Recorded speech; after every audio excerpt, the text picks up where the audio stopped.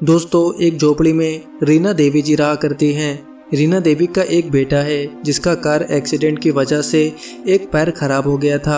इसके बावजूद भी वो अपनी माँ के लिए छोटी मोटी मजदूरी करता और जो भी पैसा मिला करता उनसे अपनी माँ का पेट पाला करता। रीना देवी और उसका बेटा बड़ी मुश्किलों से जीवन काट रहे थे क्योंकि एक छोटा सा झोपड़ा था और उसी में अपना गुजारा किया करते थे।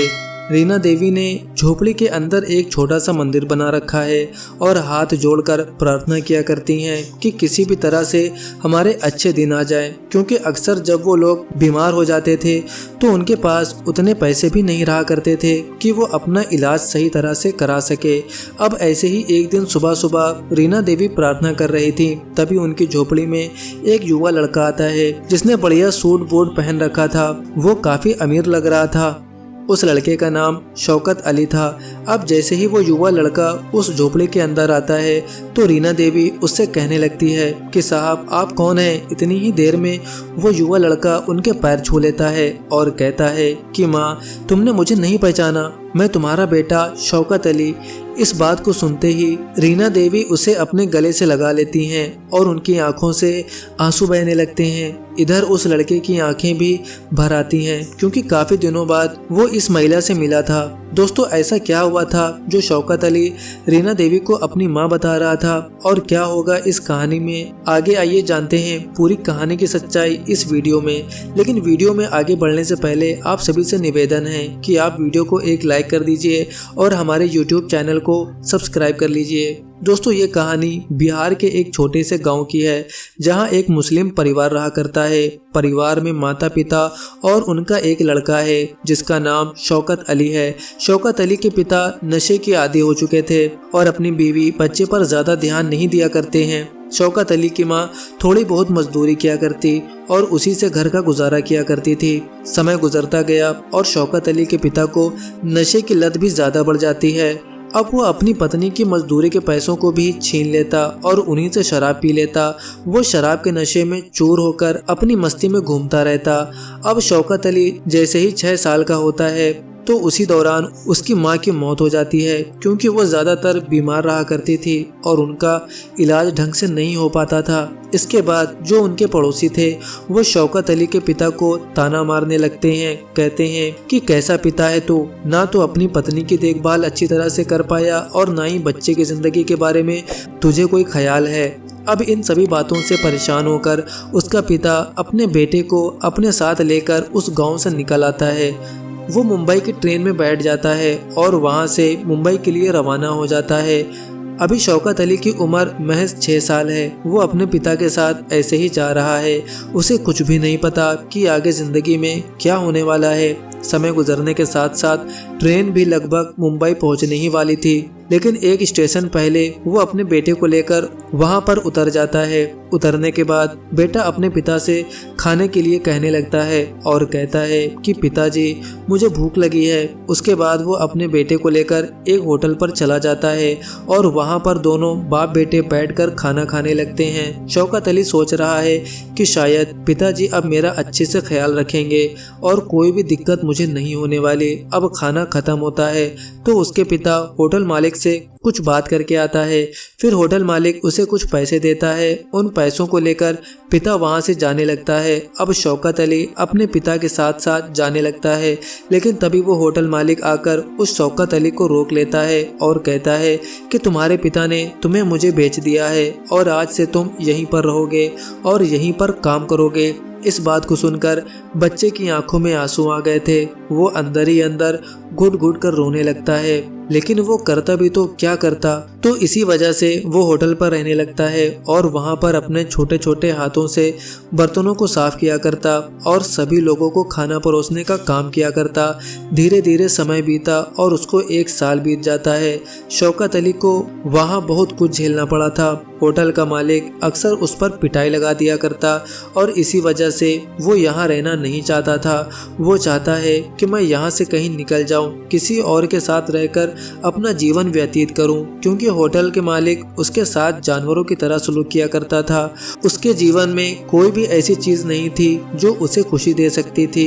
केवल एक चीज को छोड़कर, दिन के समय में जब उस लड़के के पास ज्यादा काम नहीं रहा करता तो वो होटल के साइड में बने एक फुटपाथ पर खेलने के लिए चला जाया करता और वहीं पर दो लड़के और आ जाया करते जिनका नाम था नरेश और महेश, जो कि काफी ज्यादा गरीब थे और वो भी ऐसे ही घूम घूम कर इधर उधर खेला करते थे।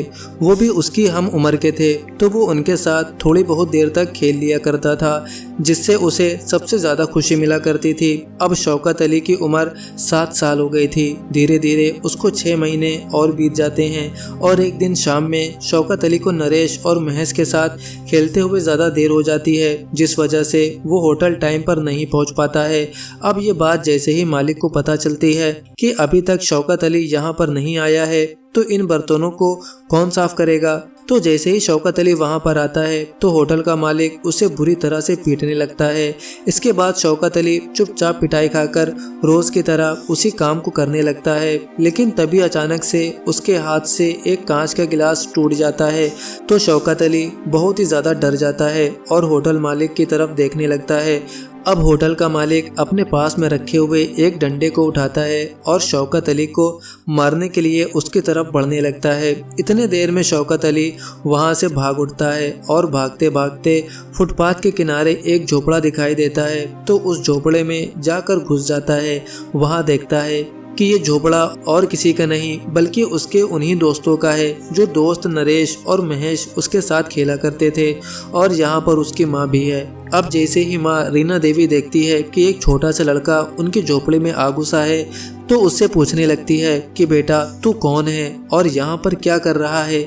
तो शौकत अली उनसे कहता है कि माँ जी, मेरी बहुत बुरी हालत है, मेरे पीछे होटल का मालिक पीटने के लिए भाग रहा है, तो तुम मुझे कहीं पर भी छुपा लो, मेरी जान बच जाएगी, वरना आज वो मुझे जान से मार देगा। तो रीना देवी अपने बच्चों के साथ उसे भी उसी बिस्तर में घुसा लेती है जहां पर उसके बच्चे आराम कर रहे थे, क्योंकि अब तक रात हो चुकी थी। थोड़ी देर बाद वहां पर घूमता घूमता वो होटल मालिक आ जाता है और रीना देवी से पूछने लगता है कि बहन जी, क्या आपने एक लड़के को देखा है जो तकरीबन 7 साल का होगा और वो मुझसे छुप कर इधर उधर भाग रहा है। उस होटल मालिक के हाथ में एक डंडा था और उसकी आंखों में उस लड़के के लिए क्रोध साफ साफ दिखाई दे रहा था। तो रीना देवी उससे कह देती है कि नहीं, यहाँ पर नहीं आया है, आप उसको कहीं और जाकर ढूंढो। तो होटल मालिक उस कंबल की तरफ इशारा करता है, कहता है कि इसमें कौन है बहन जी। तो वो कहती है कि इसमें मेरे बच्चे हैं जो कि आराम कर रहे हैं, दिन भर स्कूल में रहते हैं, तो अब ये उनके आराम का समय है, इनको सोने दो। उसके बाद होटल मालिक वहां से वापस चला जाता है और इधर उधर शौकत अली को ढूंढता रहता है। इसके बाद रीना देवी शौकत अली को कंबल से निकालती हैं। साथ में नरेश और महेश भी खड़े हो गए थे। दोनों बच्चों को उसके बारे में सारी जानकारी थी, क्योंकि जब वो साथ खेला करते थे तो उस टाइम शौकत अली ने उन्हें अपनी पूरी कहानी बता दी थी। उसके बाद वो अपनी माँ रीना देवी से शौकत अली के बारे में पूरी बात बता देते हैं कि माँ, इसका पिता इसे कुछ पैसों के लिए उस होटल पर बेच गया था और वो होटल का मालिक इसको बार बार पीटा करता है और इससे काम करवाया करता है। इस बात को सुनकर रीना देवी की आंखों में आंसू आ जाते हैं, क्योंकि शौकत अली के चेहरे पर मासूमियत झलक रही थी। इसके बाद रीना देवी उससे पूछती हैं कि बेटा, तूने खाना खाया या नहीं। तो शौकत अली ना में सर हिलाता है। तो रीना देवी उसके लिए थोड़ा सा खाना लाती है जो उसके बच्चों से बच गया था। उसके बाद वो उस खाने को अपने हाथ से शौकत अली को खिलाती है। खाना खाते हुए उसकी आंखों से आंसू टपकने लगते हैं। अब बच्चे को रोता हुआ देखकर रीना देवी की आंखों में भी आंसू आ जाते हैं और वो उसके आंसुओं को पोंछते हुए कहती है कि बेटा, कैसे भी चिंता मत करो, आज से तुम्हें किसी भी परेशानी का सामना नहीं करना पड़ेगा। शौकत अली उनसे पूछता है कि क्या मैं आपको अम्मी जी बुला सकता हूँ? मैं चाहता हूँ कि मेरी भी अम्मी हो और आपको खाना खिलाते हुए देखकर मुझे अपनी अम्मी की याद आ गई, क्योंकि अक्सर वो भी मुझे खाना खिलाया करती थी। इसके बाद रीना देवी उससे कहती हैं कि बेटा, कोई बात नहीं, मेरे 2 बच्चे हैं, एक मैं तुझे भी पाल लूंगी। उसके बाद रीना देवी उसको अपने पास रखने लगती हैं, क्योंकि जो होटल मालिक था वो बार बार वहां पर ढूंढने के लिए उसे आया करता और उस टाइम पर उन्हें शौकत अली को छुपाना पड़ता था। अब इन सभी चीज़ों को देखकर रीना देवी अपने बच्चों के साथ वहां से 15 किलोमीटर दूर जाकर एक ऐसी ही झोपड़ी बना लेती हैं और अपने तीनों बच्चों को लेकर रहने लगती हैं। शौकत अली अब उनके साथ खेला करता और साथ में रीना देवी अपने तीनों बच्चों का एडमिशन एक एनजीओ में करा देती हैं, क्योंकि उनके दोनों बच्चे पहले भी एक एनजीओ में पढ़ा करते थे, तो उसी एनजीओ की ब्रांच वहां पर भी थी। तो उसी ब्रांच में जाकर अब वो तीनों बच्चे पढ़ने लगते हैं। धीरे धीरे समय बीतता है और तीनों पढ़ लिख कर 10वीं क्लास में पहुंच जाते हैं। एनजीओ में सभी बच्चों को खाना मिला करता और भरपेट खाने की लालसा में वो लोग पढ़ने लगते हैं। शौकत अली पढ़ाई लिखाई में काफ़ी ज़्यादा तेज होता है। इसके बाद 2 साल और बीत जाते हैं और उन बच्चों की स्कूली एजुकेशन कंप्लीट हो गई थी, लेकिन शौकत अली पढ़ने लिखने में काफ़ी ज़्यादा होशियार था, तो इसी वजह से वो आगे की पढ़ाई करना चाहता है। और एक शाम जब वो सभी बच्चे अपनी माँ के पास बैठे हुए थे, तो वो अपनी माँ से कहने लगता है कि माँ, मैं आगे की पढ़ाई करना चाहता हूँ और पढ़ लिख कर किसी सरकारी नौकरी में लगना चाहता हूँ, ताकि हमारा जीवन भी अच्छी तरह से व्यतीत होने लगे। अब रीना देवी उससे कह देती हैं कि ठीक है बेटा, अगर ऐसी बात है तो तू अपनी पढ़ाई लिखाई कर सकता है और जैसे भी मदद तुझे हमसे चाहिए तो हमें बता देना, हम तेरी पढ़ाई लिखाई करवा देंगे। लेकिन जहाँ पर ये एनजीओ था वहाँ पर दूर दूर तक कोई भी कॉलेज नहीं था, तो इसी वजह से शौकत अली को थोड़ी दूर जाकर रहना पड़ता है। वहाँ जाकर वो एक पीजी लेता है और उस पीजी के अंदर रहने लगता है। पढ़ाई भी किया करता और साथ में कुछ मेहनत मजदूरी भी किया करता, ताकि वो अपना खर्चा खुद से निकाल सके। इसी तरह से वो अपनी ग्रेजुएशन को कंप्लीट करता है। वो सरकारी नौकरी को प्राप्त करना चाहता था, तो इसके बाद वो गवर्नमेंट जॉब के फॉर्म अप्लाई करने लगता है। धीरे धीरे ग्रेजुएशन किए हुए लगभग उसको 2 साल बीतते हैं और उसकी मेहनत रंग लाती है और वो एक सरकारी नौकरी में लग जाता है। दोस्तों, वो एक सरकारी बैंक के अंदर मैनेजर लग गया था। अब ये बात जैसे ही शौकत अली को पता चलती है कि वो मैनेजर बन गया है, तो बड़ा ही खुश होता है और इस खुशी को अपनी माँ के साथ शेयर करना चाहता है। तो शौकत अली मार्केट जाता है और कुछ कपड़े खरीदता है, एक अच्छा सा कोट पैंट खरीदता है, अच्छे से जूते पहनता है और उस जगह पर पहुंच जाता है जहां पर उसकी माँ रहा करती थी। अब जैसे ही वो झोपड़े के अंदर जाता है तो वो देखता है कि उसकी माँ रीना देवी प्रार्थना कर रही है। अब जैसे ही माँ प्रार्थना करने के बाद पीछे की तरफ मुड़ती है तो वो देखती है कि उसके सामने एक युवा लड़का खड़ा हुआ है जिसने अच्छे खासे कपड़े पहन रखे हैं और उसके चेहरे पर दाढ़ी भी है। वो उसे देखकर हैरान हो जाती है और उससे पूछने लगती है कि साहब, आप कौन हैं और यहाँ पर क्यों आए हो? तो शौकत अली पहले तो एकदम से हंसने लगता है और फिर रीना देवी के पैर छू लेता है। कहता है कि माँ, मुझे नहीं पहचाना तुमने, मैं तुम्हारा शौकत अली हूँ और अब मैं एक सरकारी नौकरी में लग गया हूँ। अब इस नाम को जैसे ही रीना देवी सुनती है तो उनकी आंखों से आंसू बहने लगते हैं और वो उसे गले से लगा लेती है।